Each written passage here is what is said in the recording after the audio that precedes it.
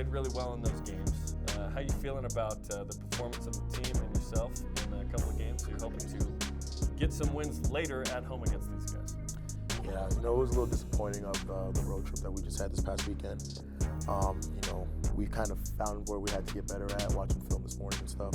But, we'll get better. But it feels good, get my confidence back and playing at a high level again. Most points you had in 2-game set all year, which was awesome to see. Let's break down some of the film against San Francisco. Near the midway point of the first half, a little bit of motion, a screen, and a floater. Yeah, so right here, just try to keep my ball alive, have a good ball screen set up. We knew they were going to play the ball screens tough and just try to make it a 2-on-2 game. I seen the big man was dropping back, so I didn't want to go all the way to the paint. So just got off a little floater quickly. Okay, now to the second half. Mid-range is a big part of your game. What did you see on this play? Right here, once again, they were in a little drop coverage. Foos, shout out to him, he set a good screen. I seen the big man backing up. So, I'm not going to waste my time going all the way down there. Just got to my sweet spot and knocked the shot down. Okay, on this next one, you have to work a little harder for this, as Khalil Shabazz is denying, but you end up getting some space and getting an opening. Yeah, he's a scrappy dude. I think they scouted our flow and our secondary motion pretty well. So, Atiki kept his ball alive. He won this 50-50.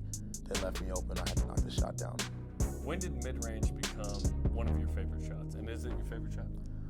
Yeah, I'd probably say it's my favorite shot. I've been working on it since the 7th grade.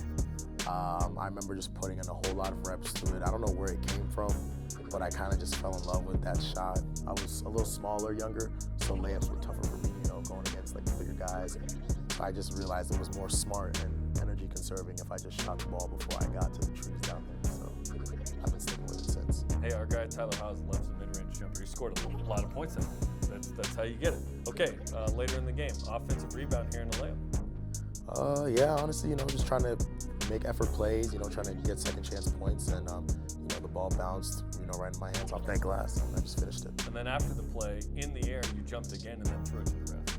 You had some juice on that. Yeah, I was just trying to get myself going. We were down, trying to do whatever it took. Okay, another mid-range jumper. This time a step back. We got the switch right here, and I just seen that big man. He had slow feet, so he was backing up, giving me space. I got it on the 3-point line, and then, like I said, that's my sweet spot. So I just played with him, lulled him to sleep, knocked the shot down. That was like the crossover, but just in the air to regather and put it up. How many kind of moves do you have on a guy, would you say? I like to think that I have a pretty deep bag. I try to get creative, and I watch some of the pros. That move I just did right there, that was, I stole that from James Harden. So, shout out to him, and I've been working on that one for a while as well. But that wasn't a travel, so it wasn't a true James Harden. Nah, I had to do it legal. These college refs are a little bit more. Hey, they're gonna. They pay a little bit more attention. So. This isn't the NBA. Yeah, you can't get away with it. And then last but not least, a late layup, just right to the rim. G swung that ball. They were trying to protect the three, so I looked over to the weak side and seen that they were all hugging on their defenders. So I realized I just had one guy to beat. I could get to the rim and finish it.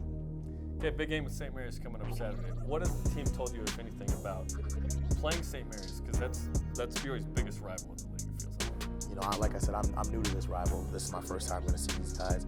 But this morning I learned that, they're a real physical team. They try to handle their defense with only 2 guys. They're not going to give up a lot of threes.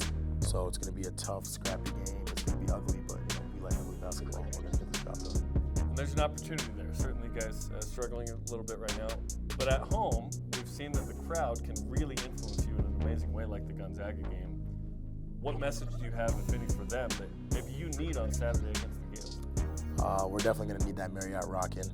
The Rock, they do a really good job of throwing teams off when teams come to town. So we're going to need that place jumping and bumping. You believe in free throw defense?